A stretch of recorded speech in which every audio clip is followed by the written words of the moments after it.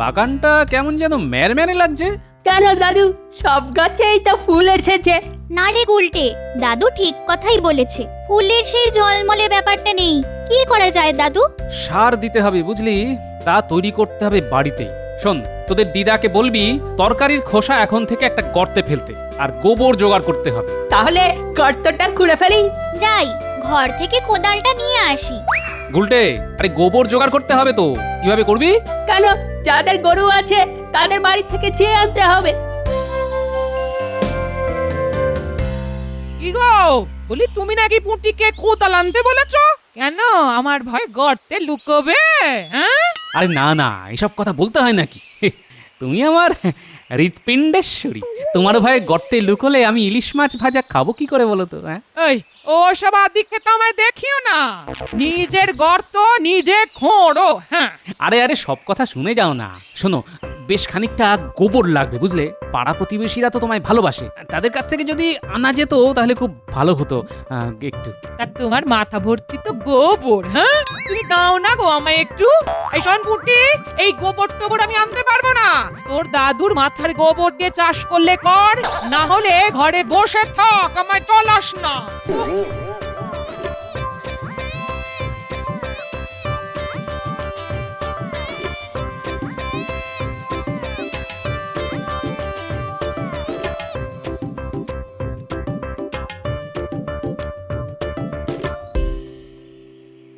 মন্ত্রীমশাই নেই, কিন্তু আমাদের ডাকলেন যে।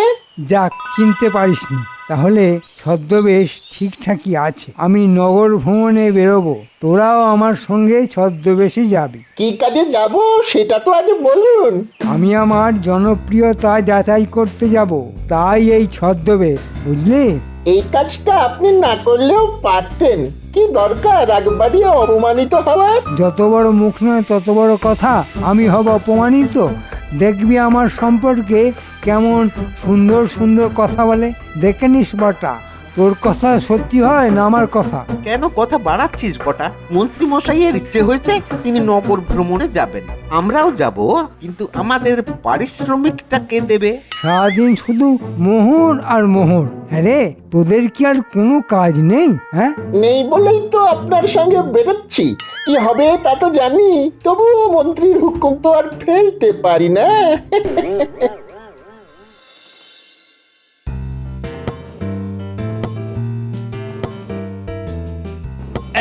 দেখ কি করে কোদাল চালাতে হয়।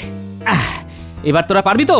হ্যাঁ হ্যাঁ পারবো, তুমি এবার উঠে এসো তো, হাঁপিয়ে গেছো। আরে হাঁপাবো কি রে, বয়স থাকতে কম মাটি কুপিয়েছি। হ্যাঁ, এখন বয়স হয়ে গেছে তাই এতটা ধকল নিতে পারি না। হ্যাঁ রে, গোবরের ব্যবস্থা কি করলি? হয়ে যাবে, চিন্তা করো না, আমি কালকেই গোবর খুঁজতে বেরোবো। ঠিক আছে ঠিক আছে, তোরা থাকতে আমার আর চিন্তা কিসের রে। আপনাকে খুব চেনা চেনা লাগছে মশাই। আমার তা একেবারেই লাগছে না, আপনাকে তো এখানে আগে কখনো দেখিনি। না না, তা দেখবেন কি করে, আমি তো মাঝে মাঝে এখানে আসি। আসলে কৃষ্ণনগর আমার মাসির বাড়ি। আচ্ছা আচ্ছা, তা এরা আপনার কে হয়? মাস্তুতো ভাই, এরা আমাকে আপনাদের নগর দেখাতে বেরিয়েছে, এই আর কি। তা কেমন লাগছে? খুব সুন্দর। আসলে কি জানেন, একটা রাজ্যের মন্ত্রী যদি বুদ্ধিমান হয়, রাজ্যের চেহারাটাই বদলে যায়। কি বললেন? মন্ত্রী মানে ওই অপগণ্ডটা? জানি না আমাদের মহারাজ এত ভালো আর বুদ্ধিমান হয়েও ওই গাধাটাকে সহ্য করেন কি করে। অথচ রাজার সভায় গোপালের মতো একজন বুদ্ধিমান লোক থাকতেও ওই লোকটাকে কেন যে মন্ত্রী করলো সেটাই তো আমরা বুঝতে পারছি না। তোরা হাসছিস? হ্যাঁ, লোকটা মন্ত্রীকে গাধা বলছে আর তোরা মজা নিচ্ছিস? হ্যাঁ, না না, মন্ত্রীকে গাধা বলায় খুব রাগ হচ্ছে, কিন্তু ওই গোপালকে বুদ্ধিমান বলায় হাসি পেয়ে গেল। গোপালকে আপনারা চেনেন? হ্যাঁ, যে তাকে বুদ্ধিমান বলায় আপনাদের হাসি পেয়ে গেল? শুনেছি লোকটা নাকি ভাঁড়। যা শুনেছেন তা সত্যি নয়, গোপাল হচ্ছে বুদ্ধির পাহাড়।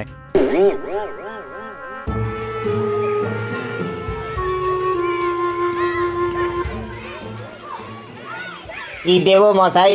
না, আমরা এই দোকানপত্র দেখতে বেরিয়েছি। তা কেমন চলছে সব? কি করে আর চলবে বলুন, মহারাজ এমন একটা মরকটকে মন্ত্রী বানিয়েছে যে কিছুতেই দাম ঠিক রাখতে পারছি না।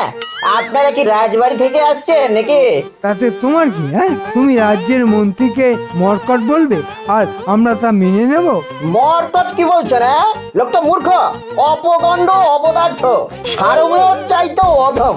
হ্যাঁ, আপনারা কে আমি জানি না, তবে স্বয়ং মহারাজ আসলেও আমি একই কথা বলতাম এবং এটাও বলতাম যে আপনার কি মস্তিষ্কের বিকৃতি ঘটেছে যে গোপালকে বাদ দিয়ে একটা ভণ্ডকে মন্ত্রী করেছেন? হ্যাঁ, এত বড় কথা? হ্যাঁ, একটা রাজ্যের মন্ত্রীর নামে এসব কথা বলা? বের করছি। এই যান যান মশাই যান। হ্যাঁ, আমাদের গোপাল আছে, সেই বাঁচাবে। মহারাজও গোপালকে ভালোবাসেন আর আমরাও। যান যান যান। এবার এখান থেকে চলে যাওয়াই ভালো, কি বলিস ঘটা? আর থাকা উচিত না রে, থাকলেই মার খেতে হবে।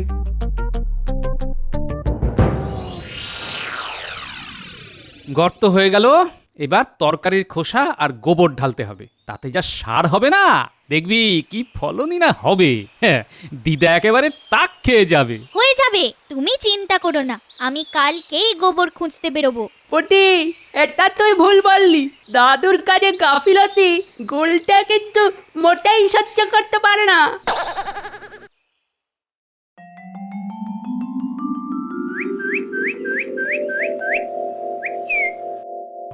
মহারাজ, কৃষ্ণনগরে আর কান পাতা যাচ্ছে না। কেন কেন কেন, কি হলো মন্ত্রী? আসলে কি হয়েছে, আপনার অনুমতি না নিয়ে এই ছদ্মবেশে কাল নগর পরিদর্শনে বেরিয়েছিলাম। তাতে যা শুনে আসলাম তাতে লজ্জায় আমার কান লাল হয়ে উঠেছে। কি লজ্জা, কি লজ্জা! হ্যাঁ, তোমার কান তো আমি দেখছি সবুজ হয়ে আছে, লাল তো নয়। লাল রং লুকাতে সবুজ আবির মেখেছি মহারাজ। এতে হাসির কি আছে? আমার কান লজ্জায় লাল হয়েছিল, আমি তা লুকোতে সবুজ আবির মেখেছি, তাতে অন্যায় কি আছে? মনে হয় সবার বোধহয় সবুজ বর্ণের শ্রীগালের গল্পটা মনে পড়ে গেছে। আমি তোমার মতো মূর্খ নই, ওটা যে নীলবর্ণ শৃগালের গল্প তা আমি জানি। বিজ্ঞানী, তুমি কখনো সবুজ রঙের কান দেখেছো? না মহারাজ, তবে গিরগিটির কান নাকি মাঝে মাঝেই সবুজ হয়ে যায়। ঠিক আছে ঠিক আছে, যা বোঝার বুঝে ফেলেছি। এবার মন্ত্রী, তুমি বলো তো, নগর ঘুরে তোমার কি অভিজ্ঞতা হলো? কিছু ভালো, কিছু খারাপ। যেমন যেমন মানে তোমার সম্পর্কে কে কি বললো? বললো আমি নাকি অপগণ্ড। মানে জিজ্ঞেস করেছিলে? আগে হ্যাঁ মহারাজ, ওরা বলল যে অপরের খাবার গান্ডে পিণ্ডে খায় সেই অপগণ্ড। আমি বললাম আমাদের রাজ্যে একজনই আছে যে এই কাজ করে। কে, আপনি তা বুঝতেই পারছেন। আর কি বললো মন্ত্রী? বললো আমি নাকি সারমেয়র চাইতেও খারাপ। মানেটা বুঝলাম না। মানে খুব সহজ মহারাজ, সারমেয় প্রভুভক্ত এক ধরনের প্রাণী, রাস্তাঘাটে খুব দেখা যায়। মন্ত্রী কতটা রাজভক্ত তা বোঝাতেই তারা এই কথা বলেছে। মন্ত্রী, তুমি আর তোমার প্রজাভক্তি নিয়ে কখনো কাউকে কিন্তু কিছু জিজ্ঞেস করো না। হ্যাঁ, তোমার কথাতেই বোঝা যাচ্ছে গোপাল জনপ্রিয়তায় তোমার চেয়ে অনেক এগিয়ে আছে। দেখো, জনপ্রিয়তা শুধু যাচাই করলে তো হয় না, অর্জন করতে হয়। আর তুমি আজ আমাকে যা যা বললে তার কাউকে বলো না, আমার নাম খারাপ হবে। কথায় বলে না, অতি চালাকের গলায় দড়ি। মন্ত্রীর তাই হয়েছে। আগে কখনো ভেবেছো মহারাজের মন্ত্রী সম্পর্কে এরকম কথা বলার সাহস এই রাজ্যের কারো ছিল? এখন লোকে লুকিয়ে বলছে, এরপর রাজসভায় এসে বলবে। সেটা কি খুব ভালো হবে? দাঁড়ান না বিজ্ঞানী মশাই, যে যার ফাঁদ নিজেই তৈরি করছে। এরপর কি হবে বলুন তো? গোপালের ওপর প্রতিশোধ নিতে আবার লাজে গোবরে হতে হবে, দেখে নেবেন। আমারও তাই মনে হয়, দেখা যাক।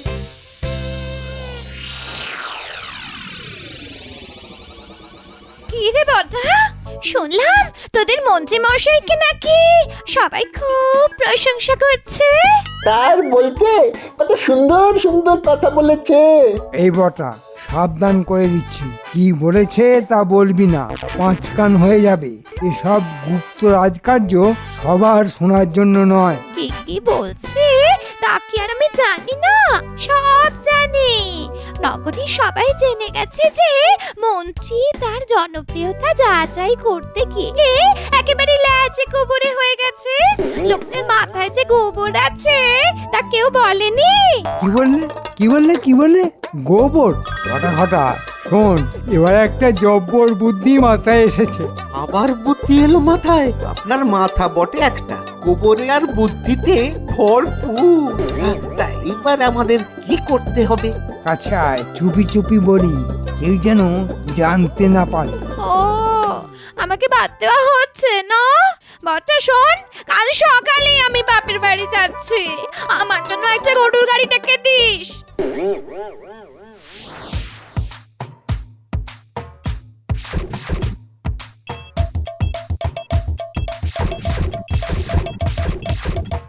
আর একটু তাড়াতাড়ি হাত লাগা, ভোরের আগেই এসব গোপালের বাড়ির সামনে জড়ো করতে হবে। হাত লাগা হাত লাগা। আর তাড়াতাড়ি বললেই তো আর হয় না মন্ত্রী মশাই, এই যে গন্ধে প্রাণ যায় আমাদের। আরে আমিও তো হাত লাগিয়েছি। কেউ ভেবেছিল একটা রাজ্যের মন্ত্রী এভাবে গোবর ঘাঁটবে? বুদ্ধি তো আপনার মাথা থেকেই বেরিয়েছে, এখন ঠেলা সামলাচ্ছি আমরা। যা হয়েছে তাই নিয়ে চল, নইলে পুরো বুদ্ধিটাই ঘেঁটে যাবে। চল, আর দেরি করিস না।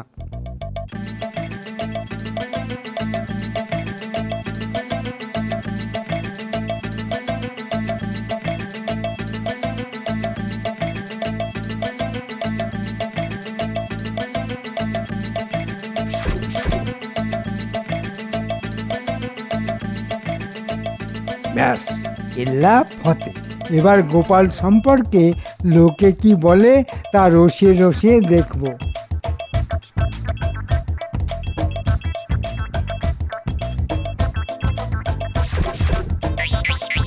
এবার চলুন চলুন, গায়ে একেবারে ওই পচা গন্ধে বমি পেয়ে যাচ্ছে।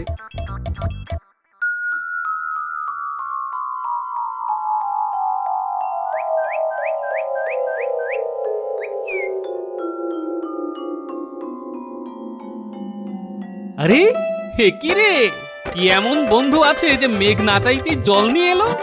এই গুলটে, তোদের আর কষ্ট করে গোবর আনতে হবে না রে। এই বড় বড় কথা বলো না, এই গোবর কে পরিষ্কার করবে? হ্যাঁ, আমি পারবো না বলে দিলাম। আরে পরিষ্কার করা কি এমন কঠিন কাজ? কোদাল করে আমাদের সারের গর্তে ফেলে দেবো, তারপর যা সার হবে না দেখে নিও। ছি ছি গোপাল, রাজ্যে কি চলছে? কার এত দুর্মতি হলো যে তোমার বাড়ির সামনে গোবরের পাহাড় ফেলে রাখে?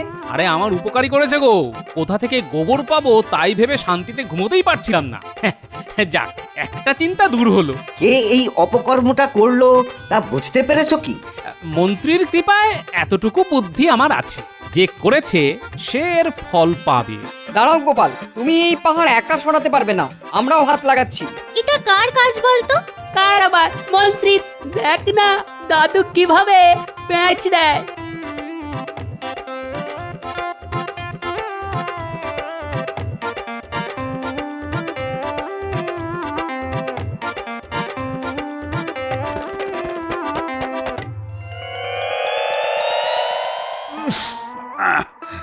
আচ্ছা, কার গা থেকে এরকম উৎকট গন্ধ আসছে বলো তো? কার আবার? মন্ত্রীর গা থেকেই তো মনে হচ্ছে। কি মন্ত্রী, তুমি কি কাল রাতে পচা পুকুরে ডুব দিয়েছিলে নাকি?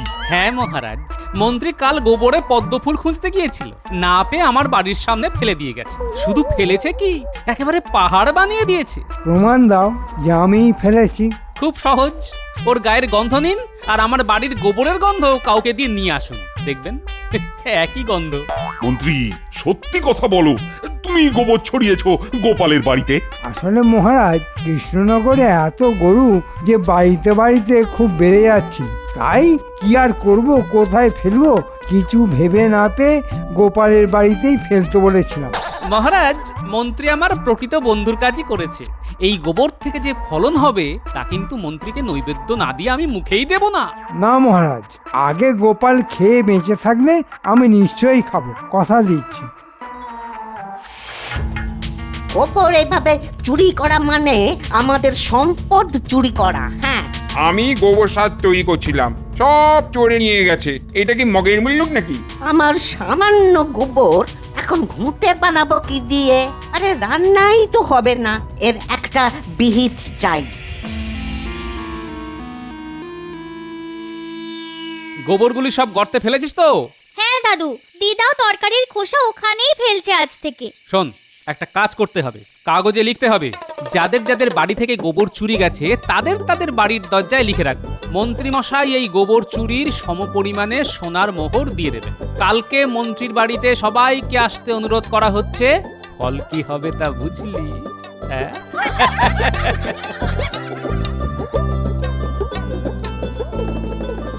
একেবারে টাইট খেয়ে যাবে মন্ত্রী। বুলটে, সব কটা বাড়িতেই কিন্তু কাগজ ছাড়তে হবে, কেউ যেন বাদ না যায়। জানি, যা কাগজ এনেছি না তাতে কৃষ্ণনগরের একটা বাড়িও বাদ যাবে না। তুই আমাকে আঠার বালতিটা একটু এগিয়ে দে।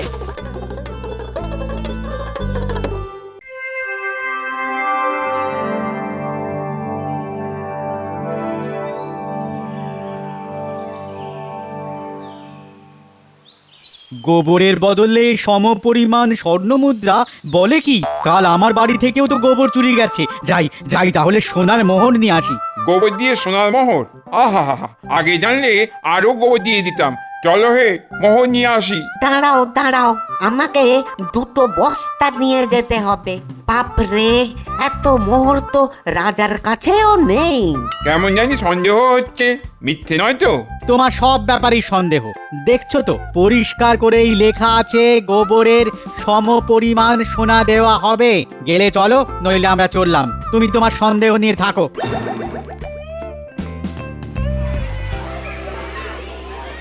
আরে ও মন্ত্রী মশাই, মন্ত্রী মশাই, আরে ও মন্ত্রী মশাই, আর কতক্ষণ দাঁড়িয়ে থাকবো? বললি স্বর্ণ মুদ্রা দেবেন কি দেবেন না বলে দিন। এইভাবে আমাদের হেনস্থা করা কিন্তু আমরা সহ্য করব না। মহারাজের কাছে নালিশ জানাবো। আগে বাইরে আসুন, কথা বলি, তারপর যা করার করব। যেমন কর্ম তেমন ফল। গিন্নি, এসব গোপালের কীর্তি। ঠিক আছে, এক মাঘে শীত যায় না, আমিও দেখে নেব। আগে লোকজন সামলাও, তারপর তো গোপাল। তুমি একটু সামলাও না গো, আমি একটু রাজার কাছে কথাটা পেরে আসি। গোপাল আমার বাড়িতে লোক লেলিয়ে দিয়েছে। সে আমি পারবো না বাবা, লোক সামলানো আমার কাজ নয়। আমারও নয়, আমি বরঞ্চ পালাই।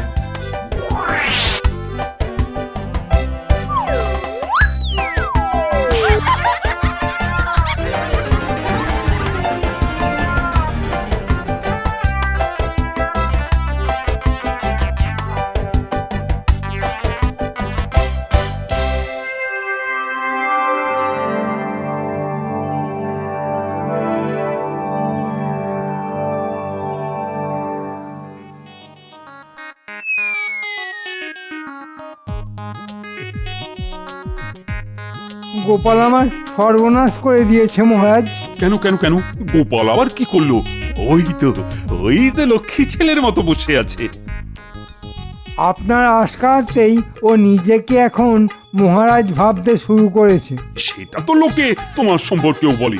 মহারাজ, মন্ত্রীর যা অবস্থা হয়েছে মনে হয় ওর কোনো বিপদ হয়েছে। ওকে রক্ষা করাই এখন আমাদের প্রধান কাজ। হ্যাঁ হ্যাঁ, সেটাই করা উচিত। বলো বলো মন্ত্রী, কি এমন বিপদে পড়েছো যে এভাবে রাজসভায় ঢুকে পড়েছো? বিপদ বলে বিপদ, গোপাল আমার পিছনে লোকজনকে খেপিয়ে দিয়েছে। তারা আমার বাড়িতে হামলা করার জন্য জমায়েত হয়েছে। আমি তো ভয়ে পালিয়ে এলাম। হ্যাঁ, এই কথা কি সত্য গোপাল? ব্যাপারটা হলো, আজ নগরের সেই সব বাড়িতে কারা যেন লিখে দিয়ে গেছে মন্ত্রী মশাই তাদের নাকি গোবর চুরির সমপরিমাণ সোনার মোহর দিয়ে দেবে। তাই সবাই বাড়িতে গেছে সোনার মোহর আনতে। এতে আমার কি অপরাধ মহারাজ? মন্ত্রী, তোমায় আমি আগেই বলেছিলাম গোপালের পেছনে লাগতে চেও না। দেখলে তো তার ফল কি হয়। এখন সামলাবে কি করে? দেখো দেখো গোপাল কোনো সাহায্য করতে পারে কিনা। ভাই গোপাল, তুমি আমার ভরসা। এবার বলো কি করে এর প্রতিকার করা যায়। মন্ত্রী মশাই, পথ তোমায় আমি বাতলাতে পারবো না। আসলে ওরা তোমার মুখ থেকেই শুনতে চায় কি করে এসব হলো। আমি কিছুই করলাম না আর আমাকেই বলতে হবে আমি সব কিছুর জন্য দায়ী? এটা কি খুব ন্যায্য হলো মহারাজ?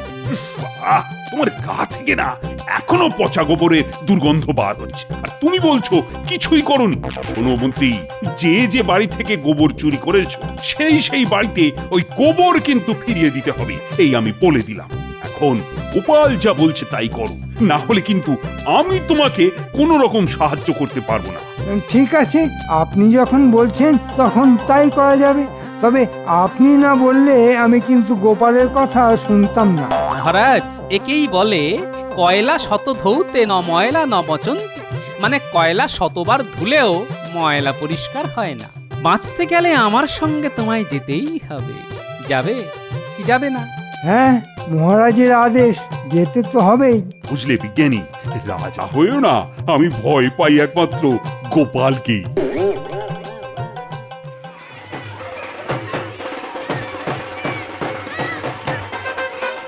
শোনো ভাই সব, ব্যাপারটা খুব গোলমেলে।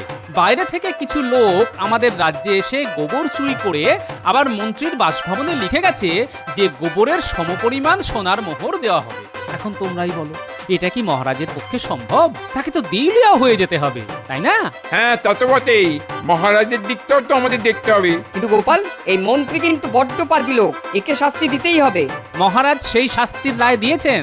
যার যার বাড়ি থেকে গোবর চুরি গেছে তাদের বাড়িতে সেই পরিমাণ গোবর ফিরিয়ে দেবেন আমাদের মন্ত্রী মশাই। কি খুশি তো? হ্যাঁ, খুব খুশি। আমাদের মোহর মোহর লাগবে না। একেই বলে ধর্মের কল বাতাসে নড়ে। দাদু বলেছেন কর্মফল। মাথায় গোবর, পায়ে গোবর।